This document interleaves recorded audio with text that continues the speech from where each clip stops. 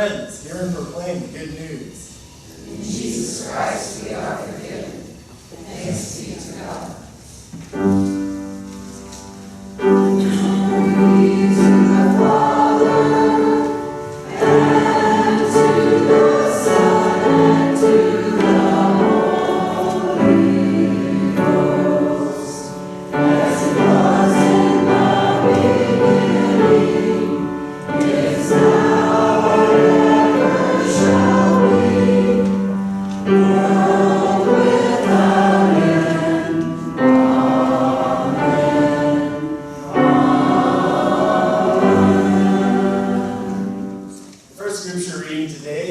Genesis chapter 12, verses 1 through 3, down on page 9 in your Bible.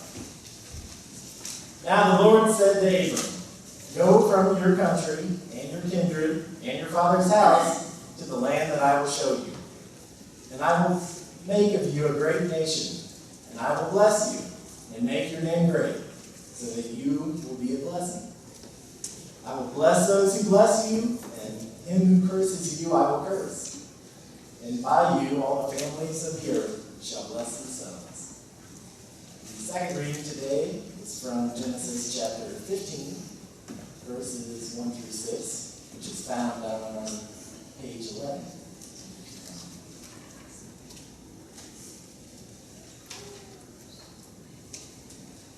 After these things, the word of the Lord came to Abram in a vision.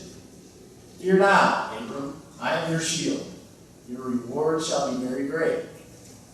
But Abram said, "O Lord God, what wilt thou give me? For I continue childless, and the heir of my house is Eliezer of Damascus." And Abram said, "Behold, thou hast given me no offspring, and a slave born in my house will be my heir." And behold, the word of the Lord came to him. "This man shall not be your heir, your own son shall be your heir." And he brought him outside and said, "Look toward heaven and number the stars. If you are able to number them." Then he said to him, "So shall your descendants be." And he believed the Lord, and he reckoned it to him as righteousness. This is the word of the Lord. Please join in singing "Jesus Loves Me" for the time of children. Jesus loves me, yes, I know. For the Bible tells me so. Little ones to him belong. They are weak, but he is strong. Yes, Jesus loves me. Yes, Jesus loves me. Yes, Jesus loves me. The Bible tells me so. It's like, loving, you cannot go over there. So today's a special day. Do you know what day it is? It's Father's Day. That's right. So we all have a father, right? And you know, dads are really wise people, aren't they? Really? Yeah. Sometimes. And I go with this. The 10 wisest things dads say. And I'm not a dad, but I think I'm guilty of saying some of these too. So number 10. Why? Because I said so. That's why. I may have said that a time or two. 9. Just wait till you have kids of your own. So you dads out there, think about a few Sundays. Number 8. What did I just get finished telling you? Number 7. This is going to hurt me more than it does you. Number 6. Do I look like I'm made out of money? Number 5. Not now, I'm watching the game. Number 4. When you break your leg, don't come running to me. I know I said that one. Number 3. No, we are not lost.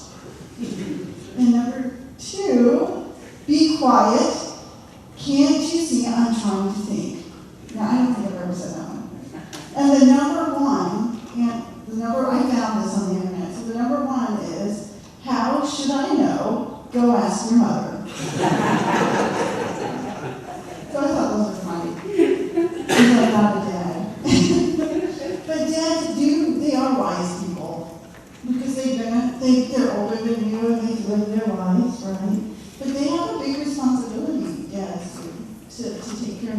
wise and to love us and to help and to try to guide you. So today you need to take some special time to thank your dad or a father figure in your life, because I lost my dad when I was a little girl, but I had an uncle who filled in as my dad. So, I think we all have a father figure, even if we don't have one that lives with us all the time. So we also have to remember we have a Father in heaven who takes care of us, and we need to thank him today too.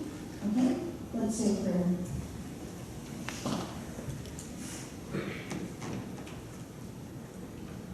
Dear God, thank you for loving us and sending us fathers who also love and take care of us. In your name, amen. All right, so today's story is obviously about Abraham. And I've told this story before, actually. I did a Father's Day, I don't know how many years ago it was. But he's probably in the Bible one of the more easier father figures to actually talk about. So I did the story that day on Abraham. So I thought, well, I can do that again. I mean, I teach it in Sunday school, so I kind of know the story.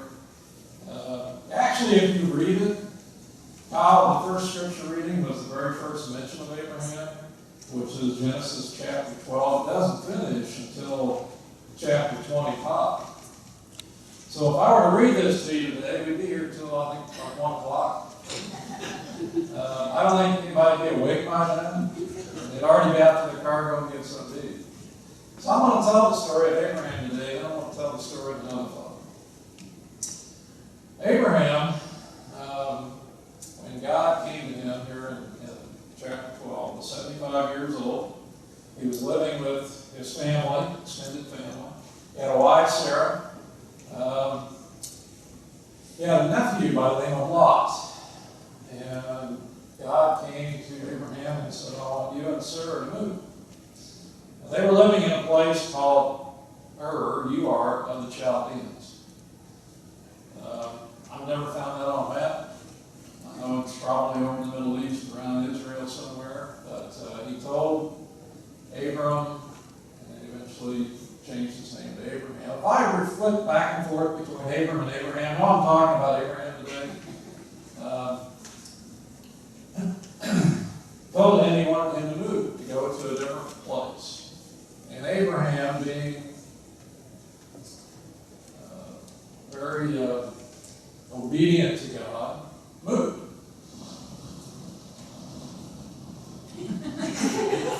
Well, he didn't move.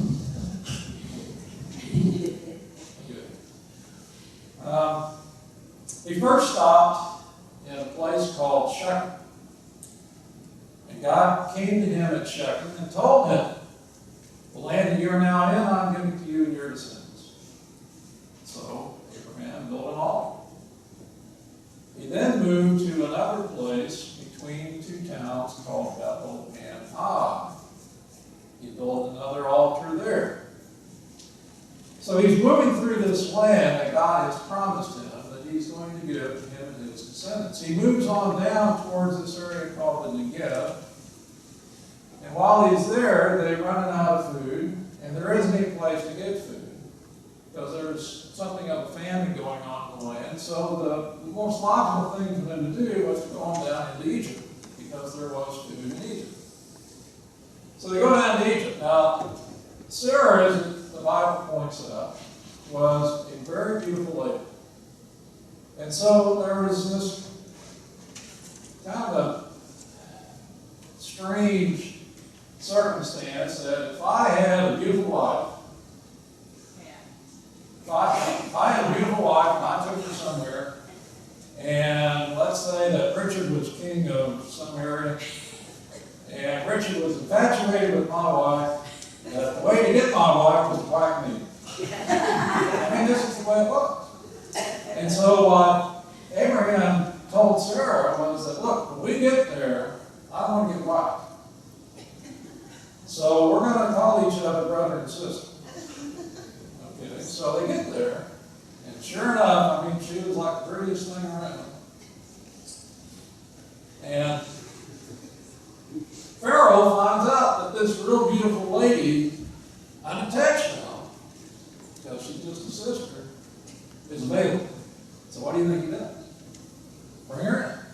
So you ended up in Pharaoh's household. And me, being the brother, I get all these gifts.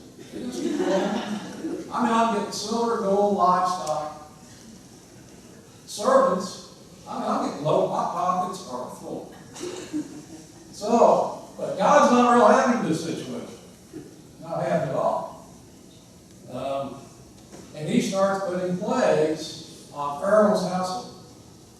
Well, Pharaoh wasn't totally ignorant. I mean, he did put the two together that this all started, and this beautiful lady showed up. And now I've got all these problems. Maybe there's something going on here. So he calls me in and he says, "What's the deal here between you and her?" "Well, she's actually my wife." "Oh, why didn't you tell me that before?" "Okay, so you got to just take your stuff, get on back up to Canaan." So they take off. They go back.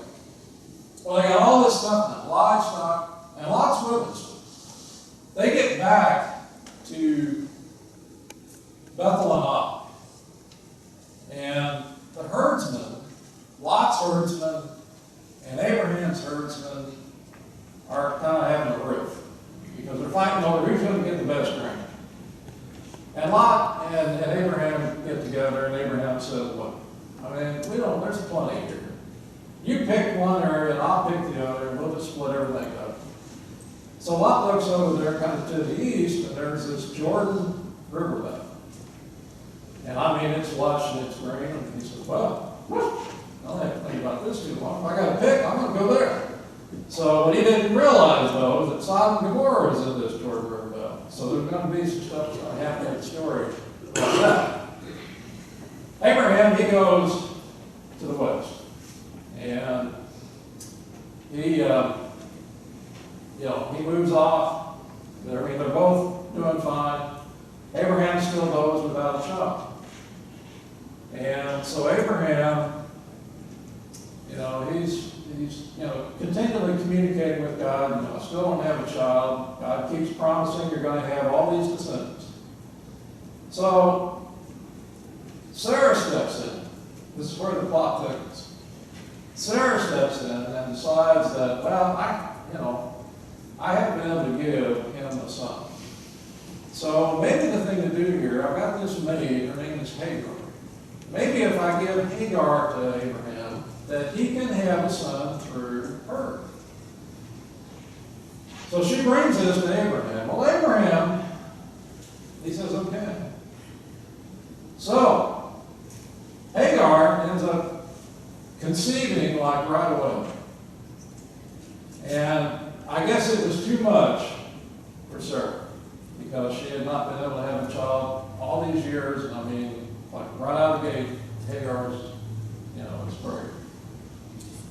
So it now says that she despises Hagar to the point that she's treating her so harshly that Hagar runs off. And so Hagar runs off, and an angel speaks to her while she's in flight and says, "Hagar, where are you going?" And she says, "Well, I can't take it back very longer. This guy's treating me terrible." He says, "Well, you're actually carrying a son, and that son is to Abraham, and you need to go back. I know it's going to be hard, but you need to go back." So she agrees to go back. Less than a year later, she gives birth to a son, and they name him Ishmael. Abraham's 86 years old at this point. Sarah is 10 years younger than him, so she is 76. But at 86, we have Ishmael.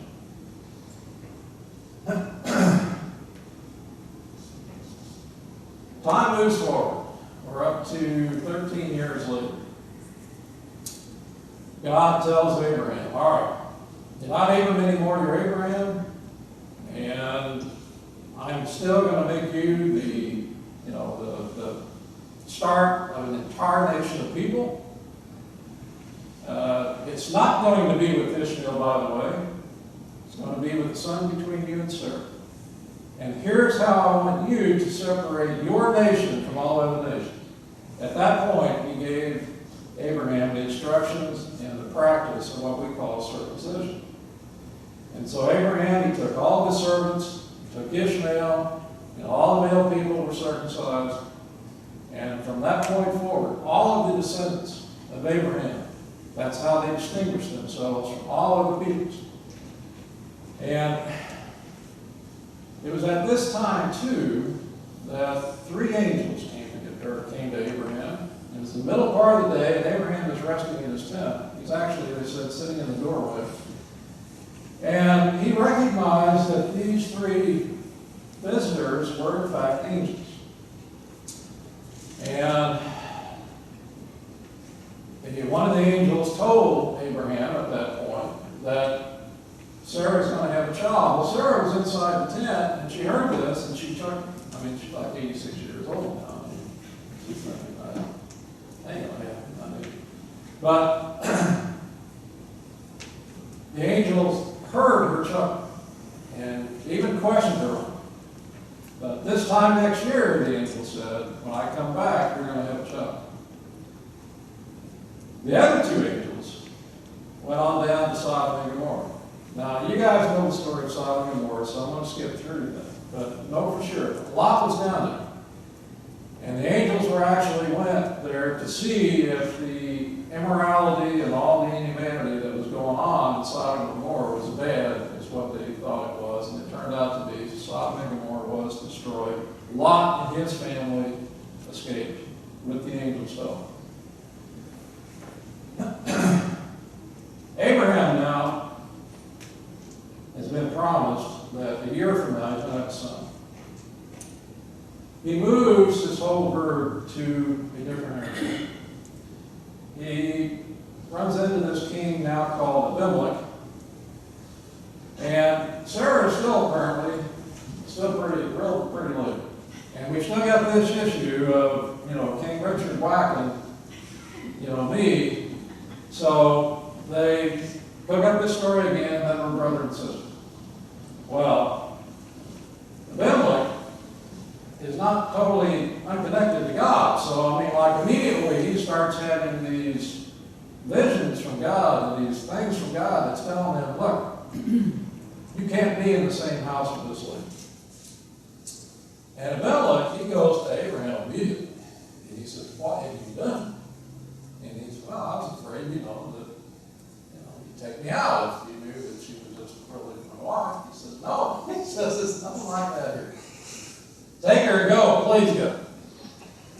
So, a year later, Sarah gives birth to a son.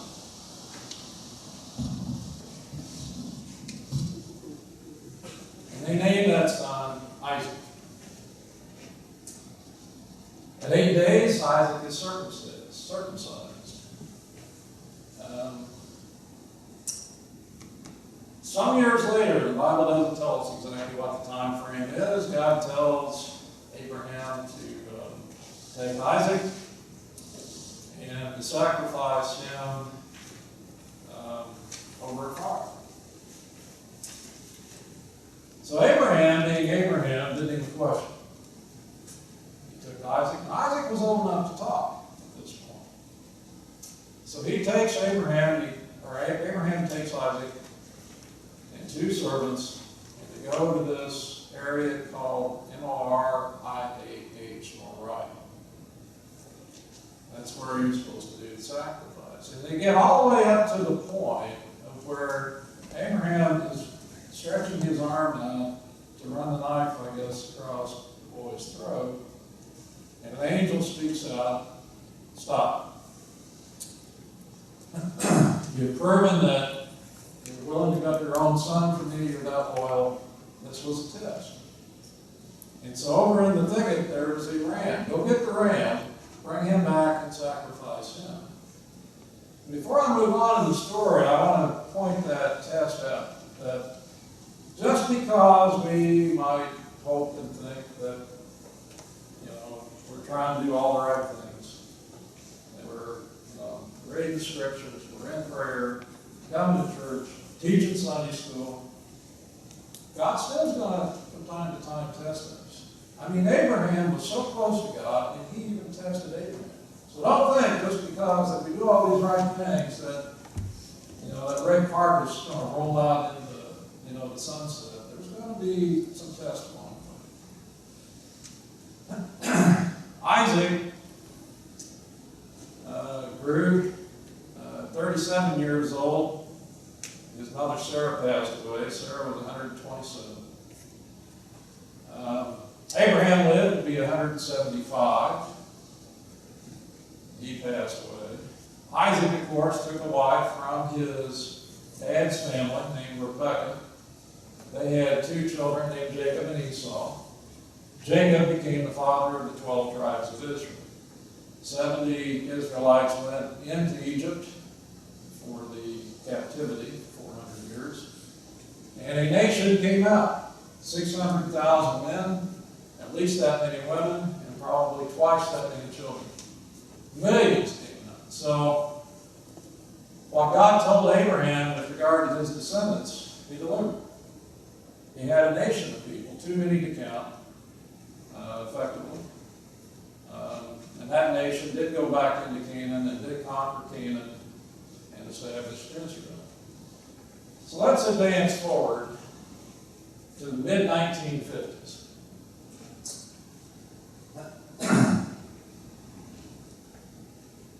There's a guy named Cheryl Schaefer who's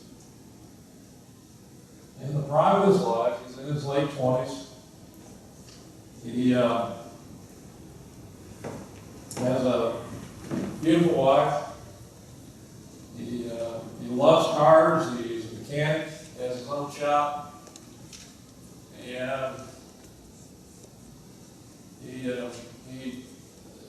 they live in a town called Wolf Lake, Illinois. And on Mondays, he went to Anna, which I guess is probably where he went to get his parts. He was on his way back from Anna being a mechanic, being somewhat cavalier, restless.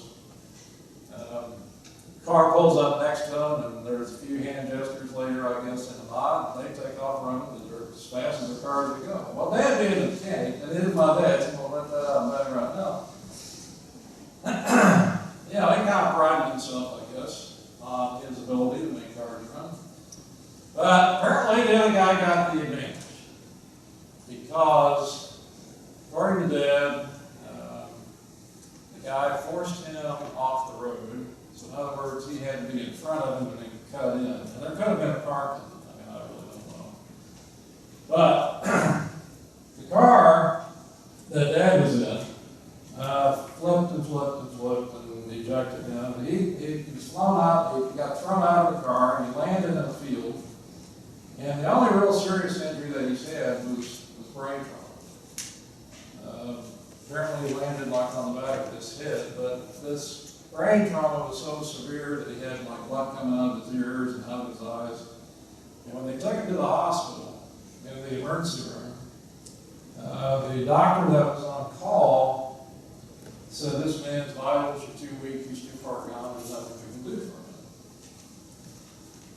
But there happened to be an intern there by the name of Dr. Rader. And Dr. Rader said, "No, we can't quit administering whatever they were providing to him. He's still alive." So they continued with Dr. Rader's help to do what they could for a guy at that point in time with a serious head injury. And it was 2 weeks later that they had actually come out of the coma and regained consciousness. It was another 2 weeks before he actually recognized anybody. And so he survived this horrific accident at a time period when he probably shouldn't have, given what medical treatment was available. But Mom said that Dad was never the same. Where before the accident, he's outgoing, he's confident, he's kind of reckless. After the accident, that took a lot out of him. And so Dad developed kind of a stutter. He had mental disabilities, what he had. But fortunately for us and the family, he did survive. he was able to hold down a job. In 1958, Mom gave birth to Randy and I. And we wouldn't be here had he not survived that wreck. Dad's disabilities didn't keep him from holding down a job, although he had to give up the mechanic shop because he couldn't do that anymore. Randy and I we had some difficulties, I think, in our relationship with Dad because Mom had to kind of step up. With Dad not being able to do some of the things that dads typically during that era did, with finances and decisions and judgments, she had to fall into that role, or assume that role. And so Randy and I, particularly I guess once we got kind of middle school age, we're thinking, particularly, keep in mind we're in the 60s now. Shouldn't Dad be making these decisions? Shouldn't Dad be doing this? Shouldn't Dad be doing that? And so there was some strain, I think, in the household, particularly between Randy and I and Dad. And, but I think, as we got older, what the impact was on Randy and I was that we, I think we both got the characteristics that Dad lost in the wreck. I think where he had the strength, where he had the confidence, and all these things, that wreck took that away from him, but then Randy and I ended up with it. And so Mom and Dad, I'm sure, especially Mom, got a lot of gray hairs over the recklessness that Randy and I exploited. But again, somehow we survived. And on December 25th, 2002, which was admittedly the longest day of my life, Randy and I were by his bedside when he passed away. And I think we both recognized that Mom and Dad both did the best they could. But I think, what I recognize in our even being here, and then in our children, and I can see that strength and confidence being passed on to Kyle and on to his cousins. All this, is kind of working out of the plan. And so what seemed to be so horrific, with Dad's wreck, and the fact that Mom stayed married to a guy who was kind of almost a shadow of what he was before the wreck. And then Randy and I having a father figure who wasn't maybe as strong as what a lot of father figures were. It molded us into who we are, which then in turn has molded our children into who they are. Randy and I both married high-spirited gals. Diane and Marcia will take no backseat to anybody without speaking their minds. And is that a bad thing? No, but Mom kind of had to be that way. And so they say a lot of times, boys marry their moms and that, in that sense. And I guess that's kind of how it worked out. But then I think those strong characteristics that we got from our wives, then again, is passed on to the children. And then, so here's Kyle bringing in. Kyle brings in this bright-eyed gal whose name is Rick.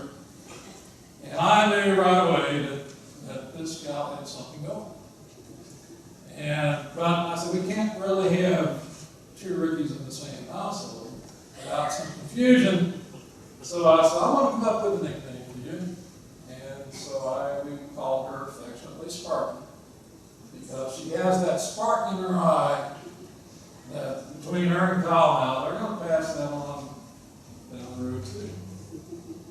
And so God does things in people's lives that we a lot of times don't really know and understand. But believe it or not, there's a plan in place.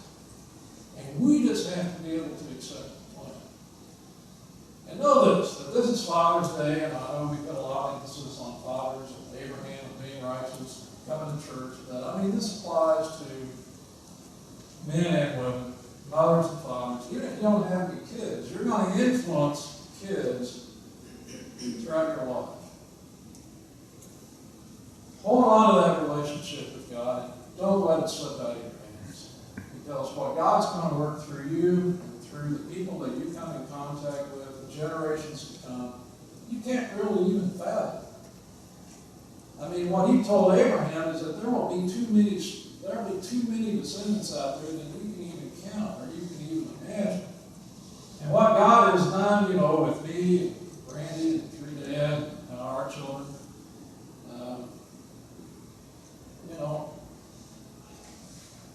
how do you really put all that together?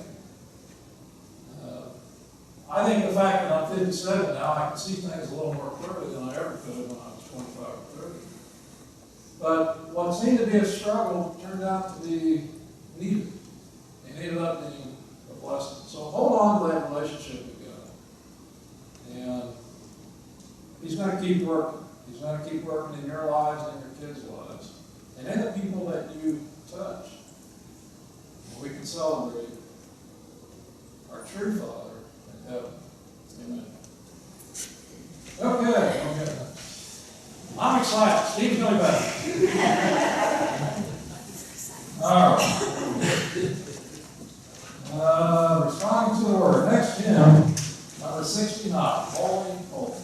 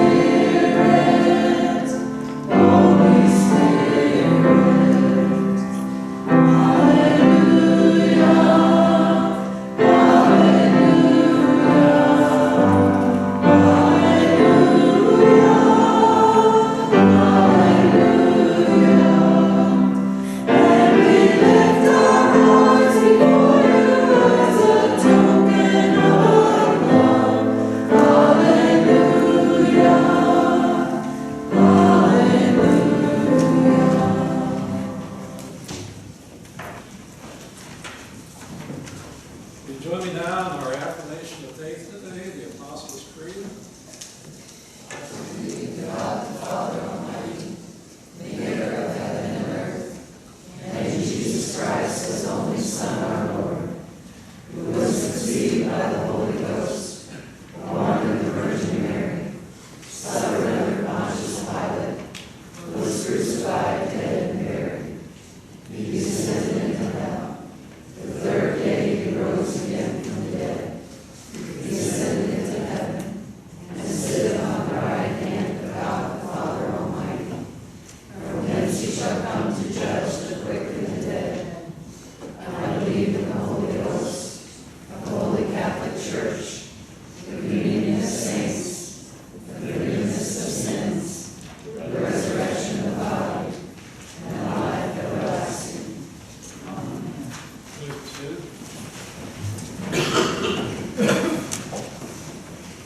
We come to the point of service now where we offer back to God our